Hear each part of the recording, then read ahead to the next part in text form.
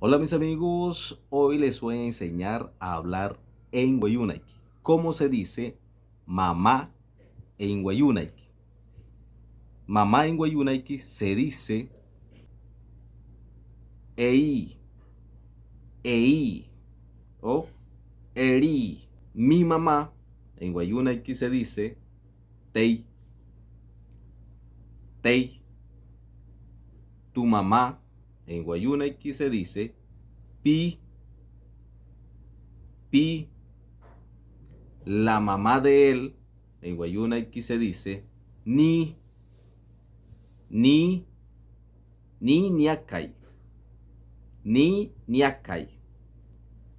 La mamá de ella se dice she o he, she o he, she shiaka o he hiaka. La mamá de ellos nei, nei, nei nayaka nainrua, nei nayaka nainrua.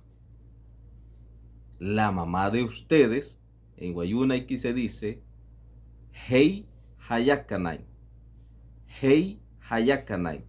Ahora bien, ¿cómo se dice mi mamá está feliz? En Wayuunaiki se dice taratsu tei, taratsu tei. La mamá de él está feliz. Taratsu ni niakai, taratsu ni niakai. La mamá de ella está feliz.